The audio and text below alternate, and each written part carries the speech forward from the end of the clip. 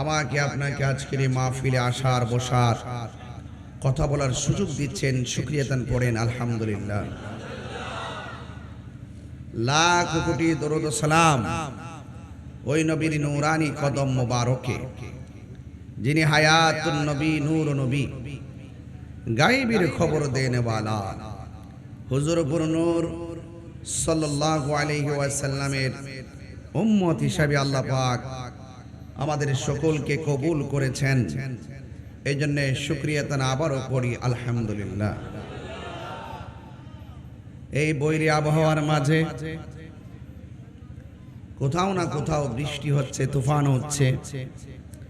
এই পর্যন্ত আল্লাহ রাব্বুল আলামিন আমাদেরকে বৃষ্টি থেকে পরিত্রাণ দিয়ে সুন্দর সাজানো গোছানো পরিবেশে আলোচনা করা এবং শোনার সুযোগ দিয়েছেন।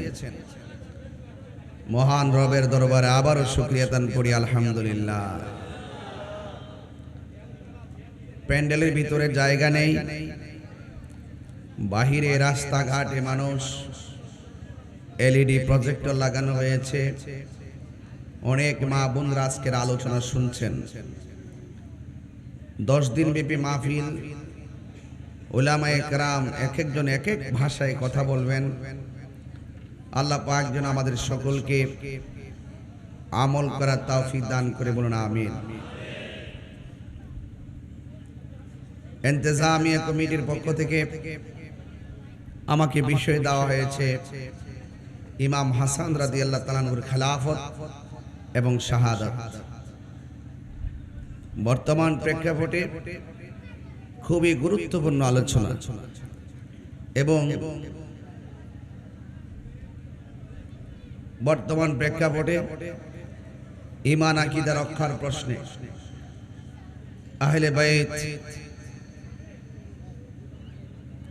আহলে বাইত রাসূল সাল্লাল্লাহু আলাইহি সাল্লাম সম্পর্কে মানুষের ভালোবাসার পরিধি যেখানে ব্যাপক হওয়ার প্রয়োজন, সেখানে একদল মানুষ ডলার খেয়ে সেই পরিধির মাঝখানে ব্যারিকেড দেওয়া শুরু করেছে।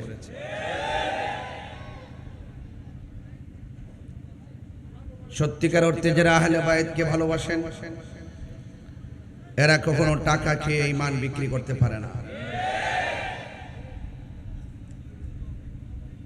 যারা মুখে মুখে আহলে বাইতের মহব্বত দেখায়, আবার সাহাবায়ে কেরামের সমালোচনা করে, এরা কখনো মুমিন হবে দূরের কথা, মুসলমানও হতে পারবে না। এই জন্য এই আলোচনাটা খুবই গুরুত্বপূর্ণ। আমি আপনাদের সামনে যতটুকু আলোচনা করব, আলোচনা শুধুমাত্র শোনার মধ্যে সীমাবদ্ধ রাখবেন না। আলোচনা নিজের জীবনে, ব্যক্তি জীবনে, পারিবারিক জীবনে, সমাজ জীবনে, রাষ্ট্রীয়ভাবে এই আলোচনা কথাগুলো বাস্তবায়ন করার চেষ্টা করবেন। আল্লাহর হাবিব বলেছেন, আমার উম্মতের মধ্যে 73টা দল হবে, 72টা দল দুজকে যাবে, একটা দল জান্নাতে যাবে। সেই দলটি হলো আহলুস সুন্নাত ওয়াল জামাত। আল্লাহর হাবিব বলছেন, আমি তোমাদের জন্য 2টা জিনিস রেখে যাচ্ছি। 2টা জিনিস যদি আঁকড়ে ধরো, কখনো তোমরা পথভ্রষ্ট হবে না। এর মধ্যে একটি হলো কোরআন, আর একটি হলো সুন্নাহ। আল্লাহর হাবিব অন্যত্র আরো বলেছেন, আমি তোমাদের কাছে 2টা জিনিস রেখে যাচ্ছি। এই 2টা জিনিস যদি আঁকড়ে ধরতে পারো, কখনোই তোমরা পথভ্রষ্ট হবে না।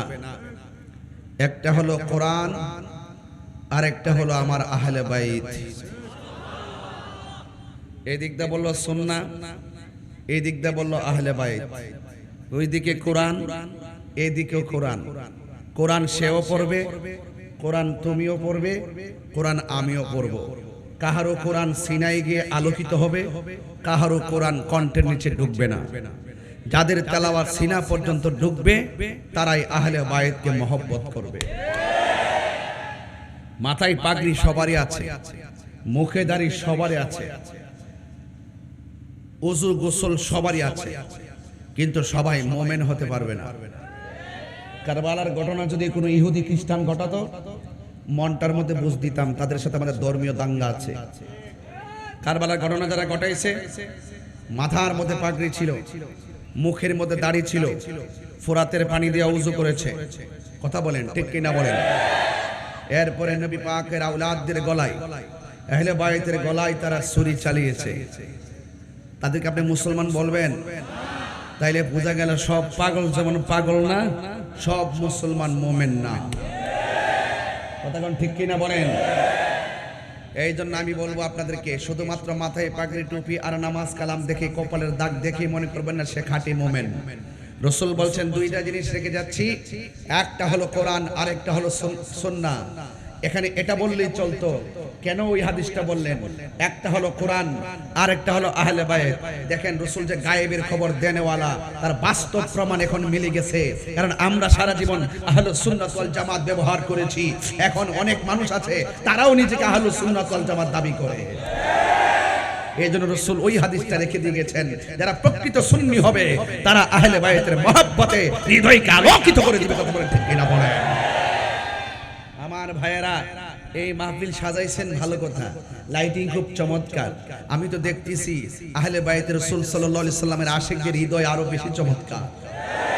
আর না হয় এত কনজাস্ট প্লেসের মধ্যে ধাক্কা ধাক্কি করে, হুড়াহুড়ি করে, গরমের মধ্যে তারা কিভাবে কাঁধে কাঁধ মিলে বসে আছে, ওদের চোখে তো আছে ওই ময়দান, যেই ময়দানে উত্তপ্ত ভালো কামাই প্রান্ত হয়ে আমার নবী পাকের আওলাদ পানির নিদারুণ তৃষ্ণায় যেখানে হকের জন্য লড়াই করেছেন, সেই আহলে বায়েতের প্রেমিক সাধারণ একটু গরমে, রোদ্রে কিংবা ঘামে তারা বিচলিত হবে না, এটাই স্বাভাবিক।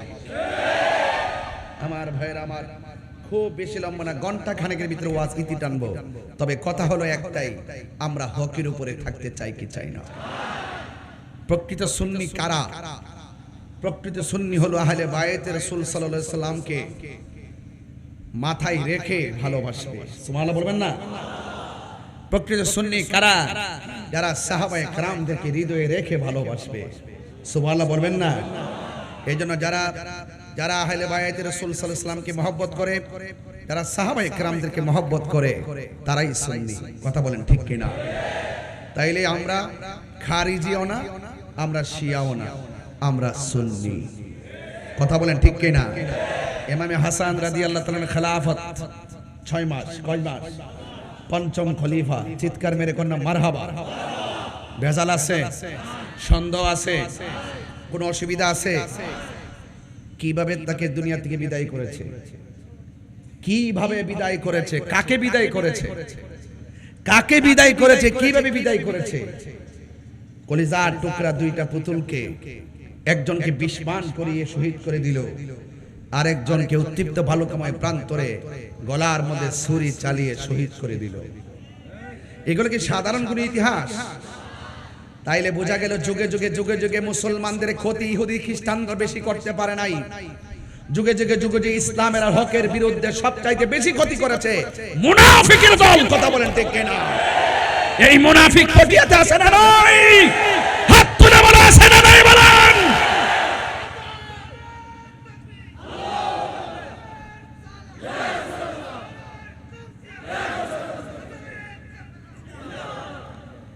এই সমস্ত মুনাফিকদের সঙ্গে সুন্নিদের কোনো সম্পর্ক, এদের সাথে আমাদের কোনো সম্পর্ক।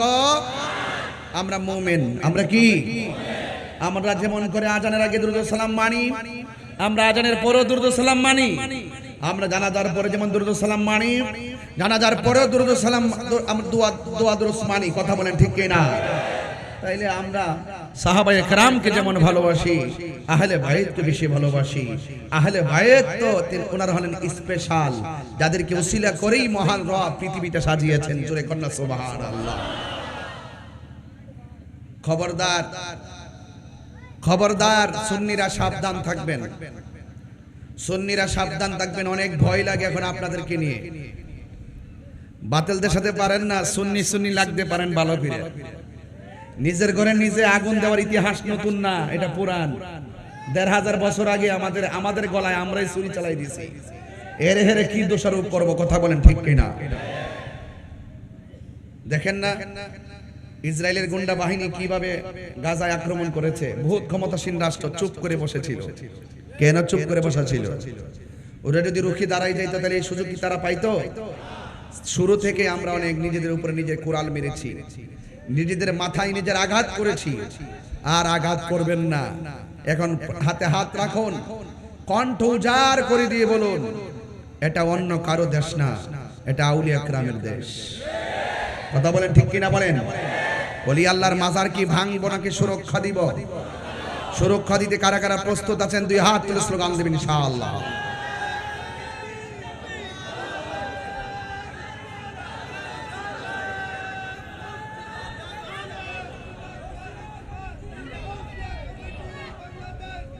আমার ভাইরা, আমি কি খুব বেশি চিল্লাইতেছি? বেশি জোরে কথা বলতেছি? আমি এই কথাগুলো যদি কণ্ঠ দিয়ে বলি অনেক লম্বা হয়ে যাবে কথাগুলো। এই জন্য আমি খণ্ড খণ্ড বলে বলে যাচ্ছি, যেন অনেক বেশি কথা বলতে পারি। ভাইরা আমার, তুফান আসে, ভূমিকম্প আসে, ঘর ভাঙ্গে, গাছ ভাঙ্গে, সতর্ক সংকেত। নদীর উপকূলীয় মানুষগুলো নিরাপদ জায়গায় আশ্রয় নেয়। আল্লাহর হাবিব ১৫০০ বছর আগে ইমানের ঘরটাকে ঠিক রাখার জন্য সতর্ক সংকেত দিয়েছেন। রাসূল বলছেন, আমার আহলে বাইত হলো নূহ নবীর কিস্তির মতন। জোরে কন্যা সুবহানাল্লাহ। আয় হায়, বহুত ওয়াজ শুনছেন আপনারা, আরো শুনবেন। আমার নবী, আপনার নবী বলেন, আমার আহলে বাইত হলো নূহ নবীর কিস্তির মতন। নূহ নবীর নৌকার মধ্যে আকাশের বাতাস লেগেছে। যেই সমস্ত উম্মত নূহ নবীকে মেনে নৌকার মধ্যে উঠেছে তারা বেঁচে গেছে, আর যারা নবীকে মানে নাই তারা ওই নৌকার মধ্যে না উঠে ঢেউয়ে ঢেউয়ে বাড়ি লেগে লেগে তারা মারা গিয়েছে। আমার নবী, আপনার নবী আহলে বাইতকে নূহ নবীর কিস্তির সঙ্গে তুলনা করেছেন, কারণ আমার নবী গায়েবের খবর দেনেওয়ালা। আমার নবী, আপনার নবী বলেছেন, উম্মত আমার আহলে বাইত হলো নূহ নবীর কিস্তির মতন। দুনিয়ার বাতাস লাগলে ঘর ভাঙ্গে, দুনিয়ার বাতাস লাগলে গাছ ভাঙ্গে। ঘর ভাঙলে ঘর উঠানো যায়, গাছ ভেঙে গেলে গাছ লাগানো যায়। আমার নবী, আপনার নবী বলেন, এমন একটা সময় আসবে তোমাদের ঈমানকে লুণ্ঠন করার জন্য তুফান শুরু হবে। এই তুফানটা গায়ের পেশি দিয়ে শুরু হবে। এই তুফান দিয়া অর্থের প্রলোভন দেখিয়ে শুরু হবে। এমন একটা সময় আসবে তোমার ঈমানকে লুণ্ঠন করে নেওয়ার জন্য তারা ভূমিকম্প চালাবে। যার অন্তরের মধ্যে আহলে বাইতের মহব্বত থাকবে তাকে কোনোদিন টাকা দিয়ে ঈমান কিনে নিতে পারবে না। ১০,০০০ টাকা দিলে কি ঈমান বিক্রি করবেন? আরো বড় করেন, বিক্রি করবেন। ইমাম হাসান রাদিয়াল্লাহু তাআলা আনহুর ব্যাপারে কথা বলতে বলছেন, ও যুবক, কি ভাষায় ওয়াজ করব? আপনাদের খেদমতে শুধুমাত্র আমি টাচ করে করে যাব। যুগে যুগে যুগে যুগে মুনাফিকরা আমাদেরকে কত ক্ষতি করেছেন। এই জন্য মুসলমান সাবধান হয়ে যান। উম্মত হবে ৭৩ দল, ৭২ দল যায়েবের দল। ৭২ দল তলে তলে যাবে, ৭২ দল জাহান্নামের মধ্যে যাবে, একদল জান্নাতে যাবে। মান আলাইহি ওয়া আসহাবি, আমার নবী বলে, আমার পথ, আমার সাহাবায়ে কেরামের মতের উপরে যারা চলবে তারা জান্নাতে যাবে। আলাইকুম বিসুন্নতি ওয়া সুন্নাতিল খুলাফায়ে রাশিদিন আল মাহদিয়িন। আমার নবী বলে, যারা আমি নবীর সুন্নাহকে মানবে, আমার সাহাবায়ে কেরামের রীতি পদ্ধতিকে গ্রহণ করবে, এরাই হলো আহলুস সুন্নাত ওয়াল জামাত। এই জন্য আমার যুবক ভাইরা পায়ের মধ্যে হাত দিয়ে বলে যাব, নিঃশ্বাসের কোনো বিশ্বাস নাই। তাই তো সাহাবায়ে কেরাম আমার নবীর প্রশ্ন করেন, ইয়া রাসূলুল্লাহ, ইয়া হাবিবাল্লাহ, আমরা তো জানি আপনাকে কেমন করে সালাম দিতে হয়। সুবহানাল্লাহ কোনাকে লেগে সাহাবীরা বলে ইয়া রাসূলুল্লাহ, আমরা তো জানি আপনাকে কেমন করে সালাম দিতে হয়। ইয়া রাসূলুল্লাহ, আপনার উপরে দরুদ শরীফ পড়ব কেমনে?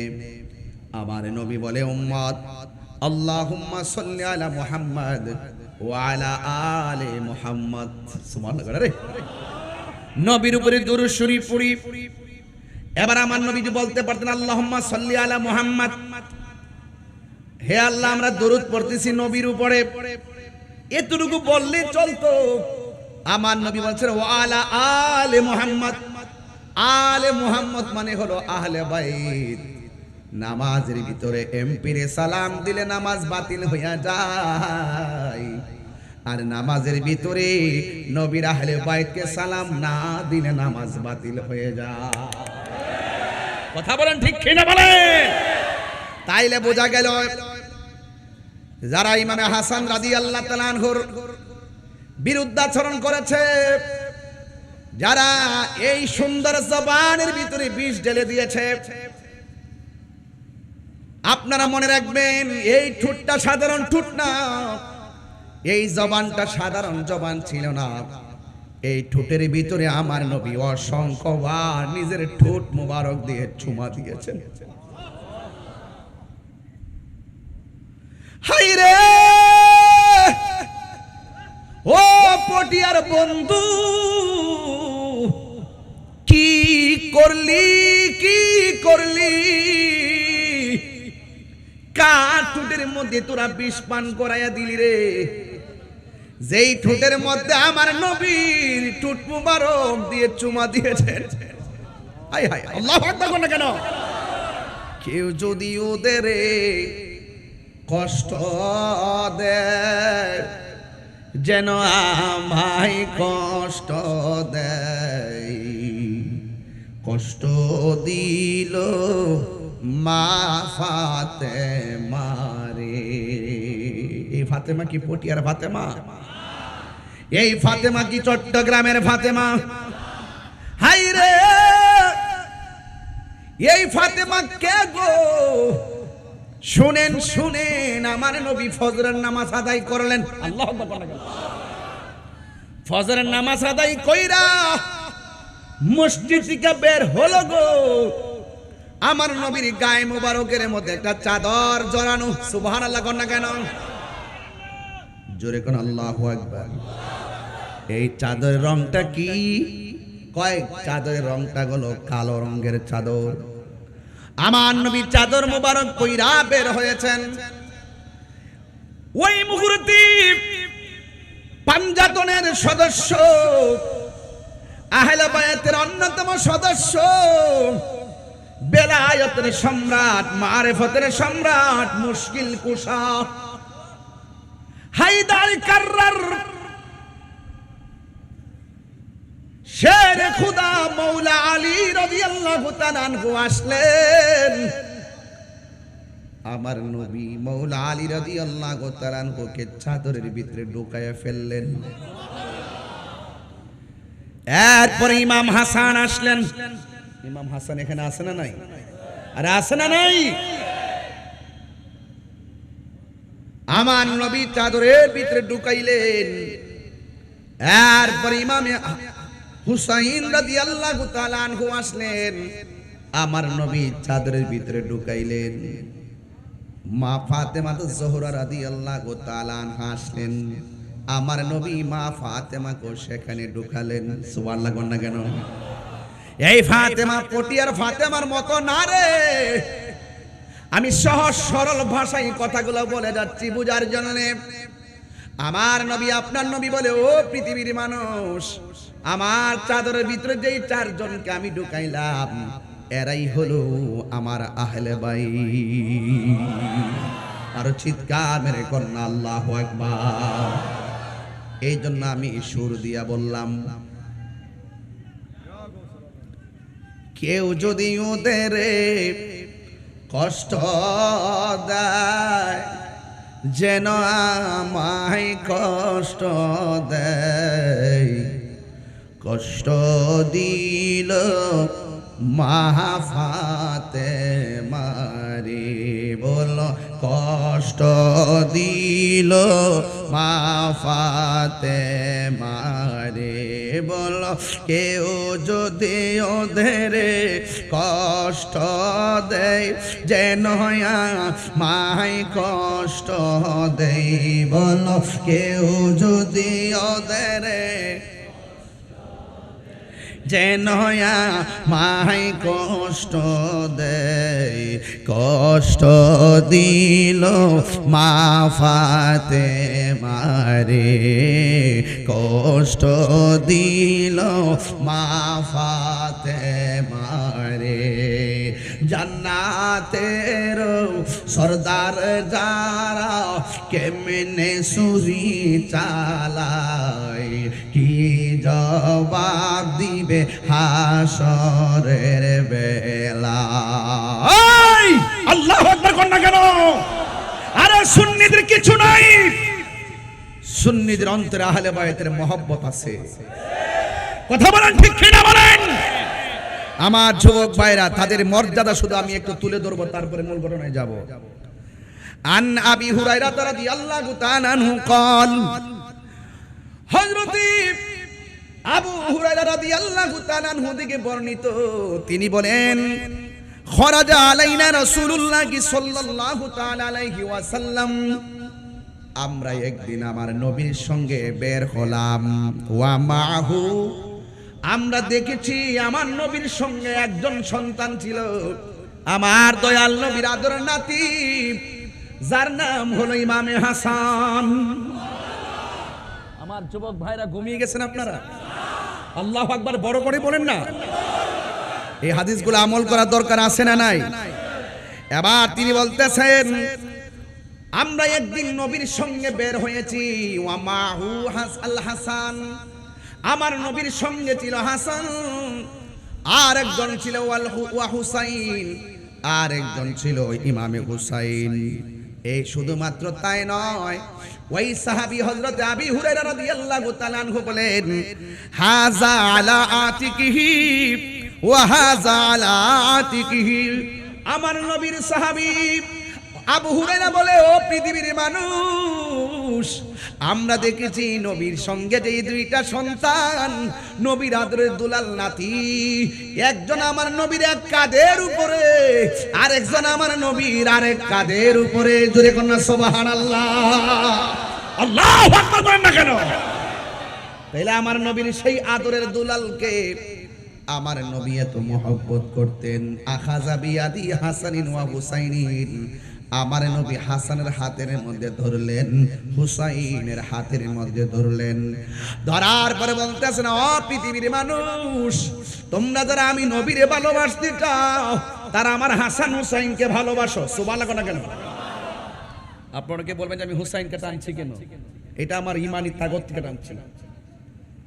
নবীর আহলে বাইতের জান্নাতে দুইটা ফুল, আমি দুনো ফুলকে অ্যাডজাস্ট করে কথাগুলো বলছি।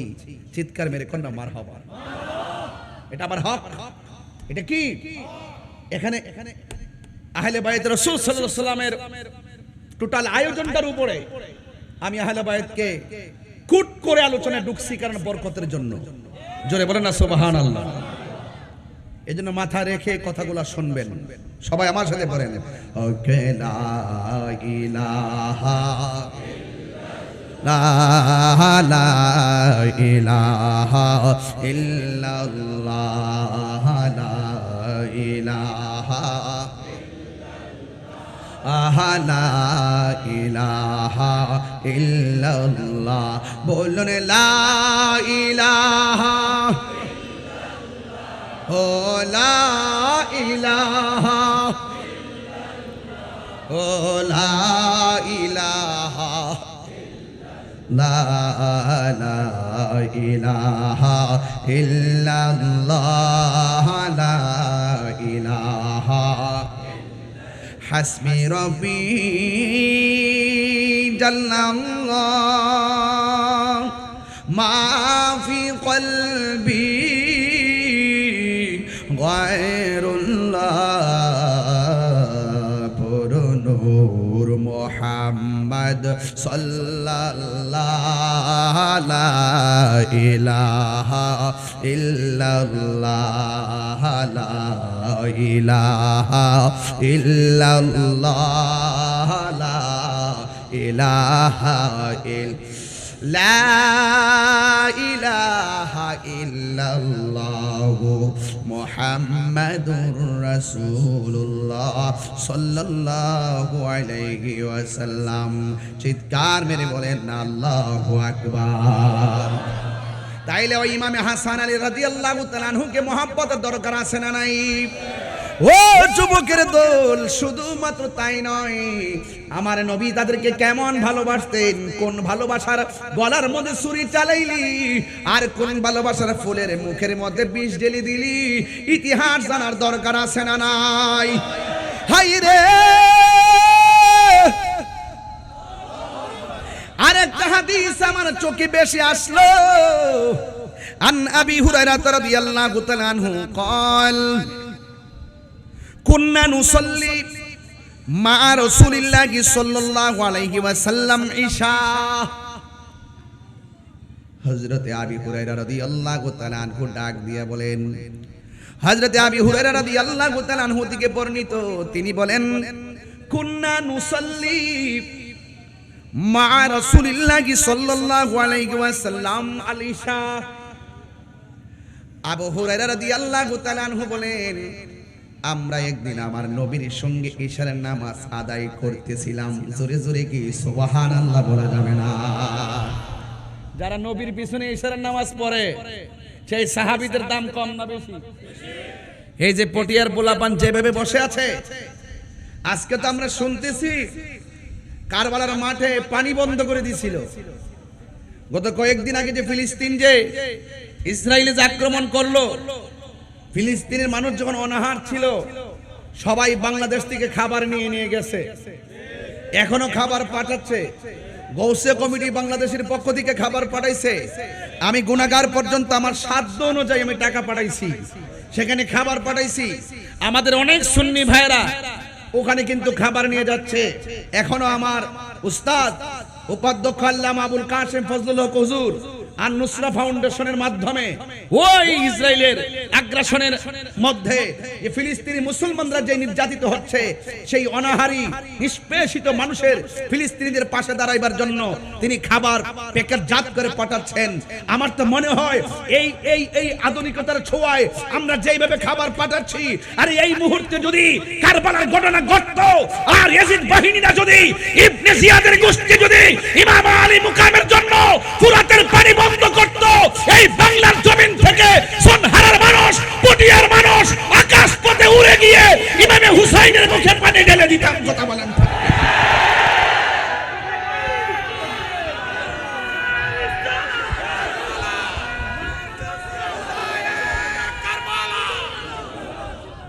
কথা বলেন ঠিক কি না বলেন? নবীর বিরুদ্ধে কথা বললে আমরা কি সহ্য করতে পারি? আর যেই নবীকে গালি দিলে আমরা সহ্য করতে পারি না। আর সেই তায়েফের জমিনে যদি আমরা থাকতাম, আমার নবীর যেইভাবে পাথর মেরেছে, সেই পাথরের সামনে পটিয়ার মানুষের বুকটা পাইতে দিতাম। মুস্তাফার বদন মোবারকে একটা পাথর লাগতে দিতাম না, লাগতে দিতাম না, লাগতে দিতাম না। ঠিক কি না বলেন? এটাই হলো ঈমান। এটাই হলো ঈমান। অনেক মানুষ আমাকে বলেছেন তাহিরিকে এবার ধরবে। তাহিরি বলেছে যৌক্তিক দাবি আদায়ের লক্ষ্যে আমি বিড়ালের বাচ্চা নয়, যৌক্তিক দাবি আর হককে প্রতিষ্ঠার লড়াইয়ে আমি বাঘের বাচ্চা। আমি চোর না, দুর্নীতিবাজ না, ডলার খায়া কালার ফাল্টাই না, ক্ষমতার লোভে হক কথা বলা বন্ধ করি না। অনেকে তো চেয়ার পাইলে হক কথা বলা বন্ধ করে দেয়, ইসলামকে ঠিকই ব্যবহার করে, কিন্তু তার হক কথা এখন বলা বন্ধ করে দিয়েছে। বুঝতে হবে ডাল মে কুছ কালা হ্যায়। আমরা সুন্নিরা কখনো ঈমান বিক্রি করি না। এই সুন্নিরা আবারও প্রমাণ করেছি, এই বাংলাদেশে একমাত্র শান্তিপ্রিয় দল আহলুস সুন্নাত ওয়াল জামাত।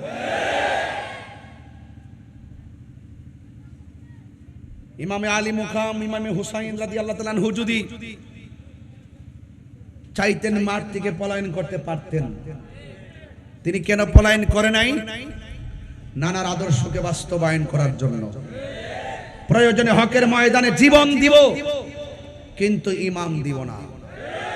আমার সাথে কে কে আছেন হাত তুলে স্লোগান লন।